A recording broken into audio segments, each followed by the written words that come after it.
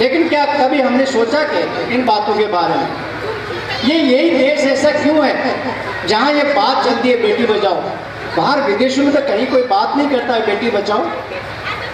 अगर उसके सबसे ज़्यादा जिम्मेवार है तो वो है ये माताएं, बेटी है।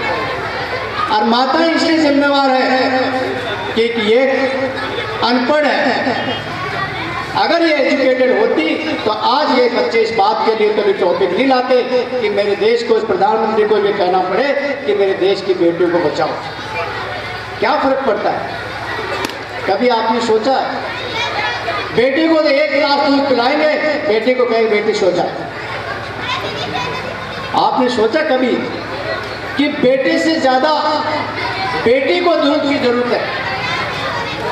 और बेटी होने में, बेटी अगर होती है तो उस औरत की कोई गलती नहीं है, अगर गलती है तो उसके हस्बैंड की गलती है। अगर किसी के भी बच्चा और बच्ची पैदा होती है तो सबसे ज़्यादा उसके जो शुक्राणु हैं वो उस आदमी की वजह से उसके बेटा और बेटी होती है। आज हमारा समाज उन माताओं को एक दोषी देता है कि बेटी हो गई, वो खुश नसीब है जिनके बेटियां हैं। कभी आपने सोचा कि कभी बेटी ने आके, कभी माँ ने जब कभी भी याद किया, बाप ने कभी भी याद किया तो बेटा नहीं आया, बेटी सबसे पहले आई है माँ उनके बाप को देखने के लिए। हम सोचते हैं हमारा नाम चलेगा। किसके नाम की बात कर रहे हो यार? अपना खुद का तो चला लो। हम किस देश के नाम की बात कर रहे हैं? क्या हमने कभी सोचा? तो मेरी आपसे गुजारिश है कि कभी भी आप उन बेटियों को कभी अपना जरूर समझना, लेकिन भला मत समझना। एंड लेडीज प्लीज अपने बेटियों को उतना ही प्यार देना, और जितना आपको नहीं मिला वो सारा प्यार उनके ऊपर निछावर करना। तो मैं समझूंगा कि आने वाले मेरे देश की जो जनरेशन होगी वो एक उन महान सपूतों की तरह होगी जैसे महाराणा प्रताप हुए, शिवाजी हुए। और उसका यही कारण था कि वो अच्छा औलाद जब भी पैदा होगी, अगर आपकी जमीन सही उपजाऊ है, खेत की भी बात करते हैं, अगर अच्छा खाद डालते हैं तो तभी वो अच्छी पैदावार देता है। तो वही हालत हमारी है। हमको अच्छी बहू चाहिए, गोरी बहू चाहिए, पढ़ी लिखी बहू चाहिए, पर बेटी नहीं चाहिए। कैसा इंसान है? ये हमारी इतनी सोच कमी हो गई कि हम आज जो हमारे छोटे बच्चे जिनको ABCD भी पता नहीं है, आज उनको एक स्टेज पर होके और हमें ये संदेश देना पड़ रहा है कि बेटी बचाओ। टॉपिक था रिजर्वेशन का। सबसे बड़ा जो प्रॉब्लम आज समाज को वो है एजुकेशन। हर एक आदमी, मैं उस जाति का हूँ, मैं उस जाति का हूँ।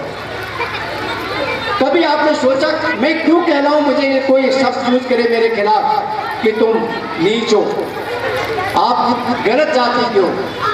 अरे कौन सी जाति की बात करते हो आप? सब भगवान के लिए लड़ते हैं। कोई कहता भगवान है, कोई कहता भगवान नहीं है, कोई कहता अल्लाह है, कोई कहता अल्लाह नहीं है। कभी आपने लड़ा इस बात के लिए कि क्या मैं इंसान हूँ? और अगर मैं इंसान हूँ तो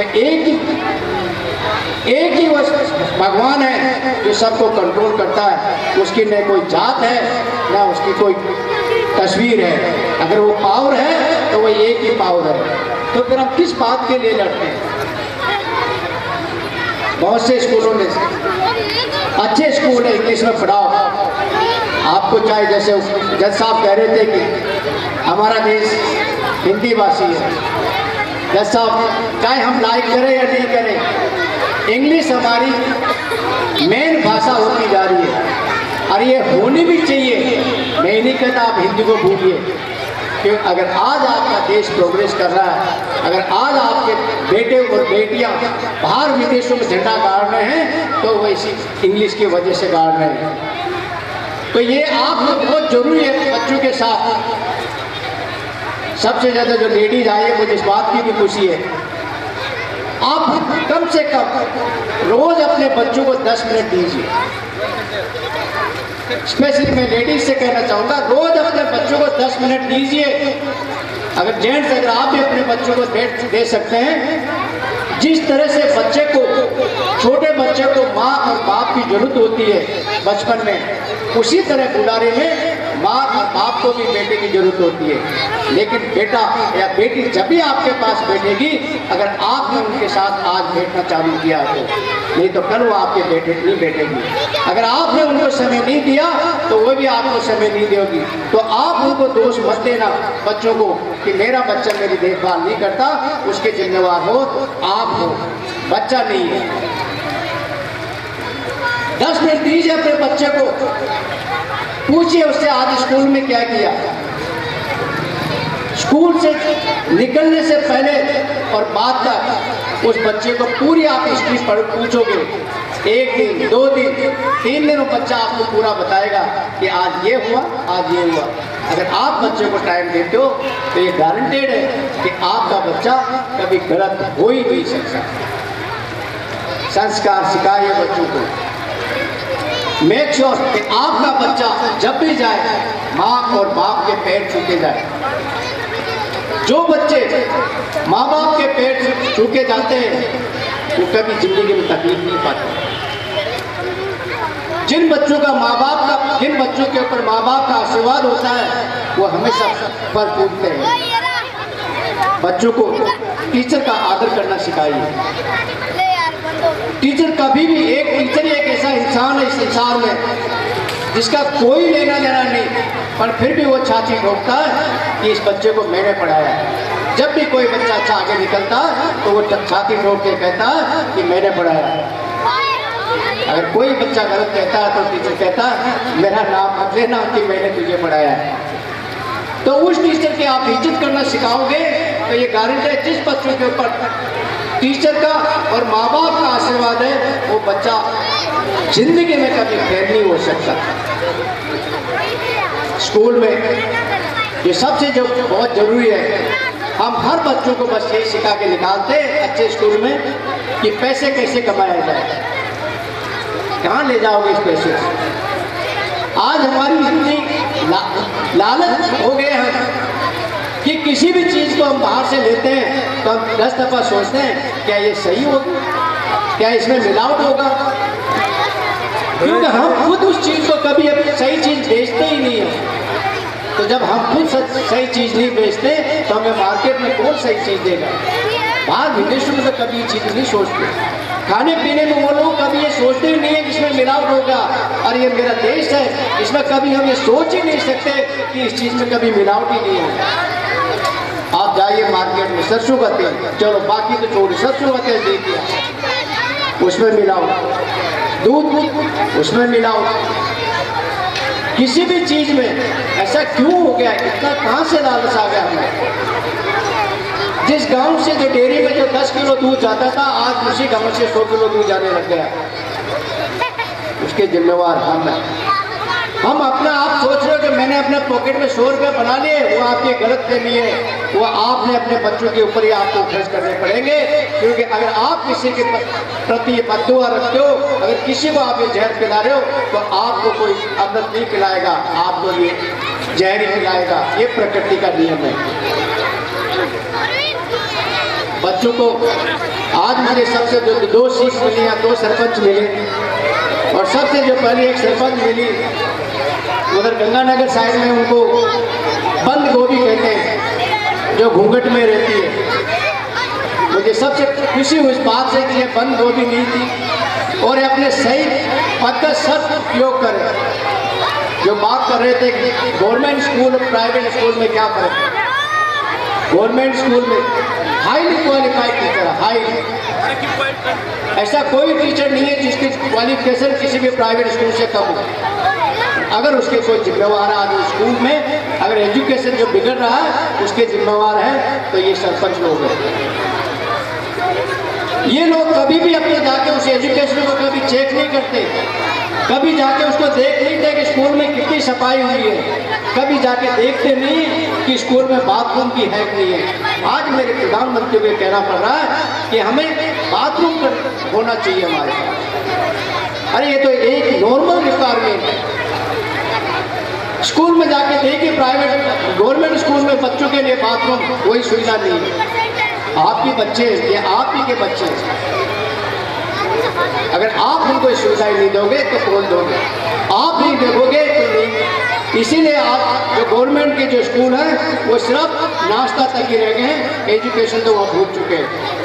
तो मेरी आपसे गुजारिश है, प्लीज़ उस बजट को जो आपके पास है उसको ज़्यादा से ज़्यादा एजुकेशन पे खर्च कीजिए। ज़्यादा से ज़्यादा एजुकेशन पे जाइए, बच्चों का देखिए डिसिप्लिन, जाइए उस स्कूल में देखिए उन बच्चों को कभी योगा कराते कि नहीं है, जाइए उन बच्चों को देखिए कि उनको कभी फिजिकल एक्सरसाइज कराते कि नहीं है। अगर आप ये चीज़ें नहीं देखेंगे तो आने वाली जनरेशन दिमाग से तो तेज होगी लेकिन फिजिकली वीक होगी। दिमाग इतना भर दिया हमने पढ़ाई के लिए, लेकिन हमने फिजिकल पे अगर ध्यान नहीं दिया तो ये चीज़ें होगी। कराइए आपके गांव में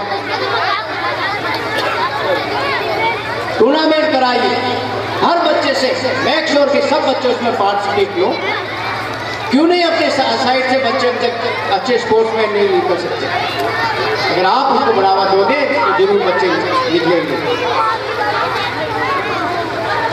last but not the least, जो आपने मुझे यहाँ आने का जो दिया, मुझे इतनी इस बात की बहुत खुशी है कि आपने गुड टॉपिक इन बच्चों को दी, और जो जिस तरह से बच्चों में कॉन्फिडेंस था, जिस बच्चे से स्टेज पर आके जो बात कही वो रियली तारीफ काबिल है।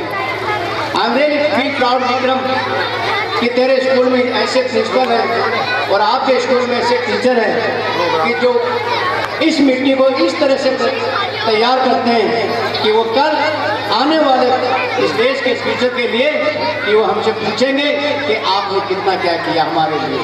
अगर हमने इनको लिए आज सही निर्णय नहीं दिया तो हमें गालियाँ देंगे और हम ये करेंगे। इस देश को कहते हैं ये एरिया रेगिस्तान है, मेरे इतने फौजी हैं इस एरिया में, क्या आप 2 पेड़ हर साल नहीं लगा सकते? सिर्फ इतना कह रहा हूँ, आप 2 बच्चों के लिए 2 पेड़ तो लगा लो, अपने खेत में लगा लो। क्या इस एरिया को हरा भरा नहीं कर सकते?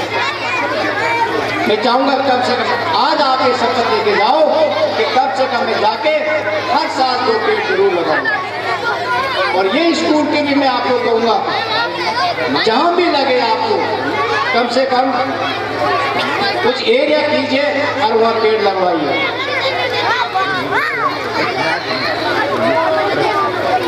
पानी की आने वाली जनरेशन, अगर हमने इन चीज़ों को कंट्रोल नहीं किया तो आने वाली जनरेशन हमें गालियाँ देगी।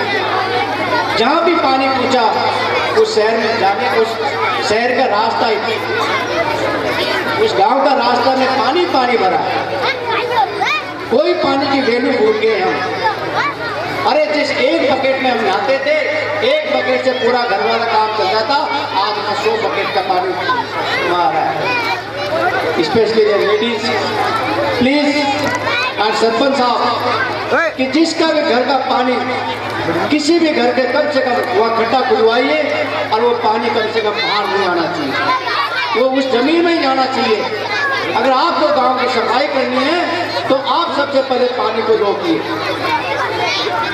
जहाँ भी कुछ गांव ऐसे कि आप पैदल नहीं चल सकते, उसमें इतनी गंदगी मची हुई है।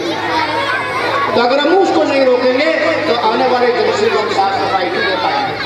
और वही फिर हमें कहना पड़ेगा कि पानी बचाओ, बेटी बचाओ। ये तो हमारी कॉमन सेंस की बातें हैं। अगर हमने उनको नहीं बचाया तो हम यही ऐसे ही सफर करते रहेंगे। इन बच्चों को देख के और स्पेशली लेडीज को देख के जो आपने सबसे ज़्यादा पार्टिसिपेट किया, आशा करता हूँ नेक्स्ट टाइम ऐसे कुछ प्रोग्राम हो तो आप अपने हस्बैंड को भी लेके आइए और उसको बताइए कि देख आज के युवा तेरे बच्चे कितने काबिल हैं। Thank you. जय हिंद, जय भारत।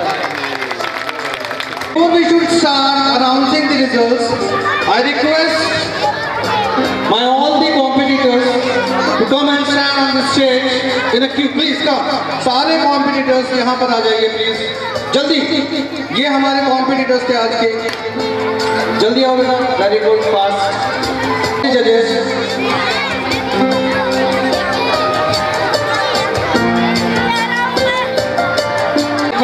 बैक होम अपने सब्जेक्ट की एबिलिटीज आपके सामने मैनिफेस्ट कर पाते। और इन्होंने किया, बहुत अच्छे से किया।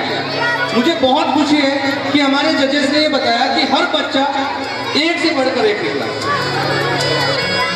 हमारे जो जजेस हैं, हमारे जजेस honourable please sir, deputy director साहब है आर्मी हेडक्वार्टर से मिस्टर विक्रम मीना,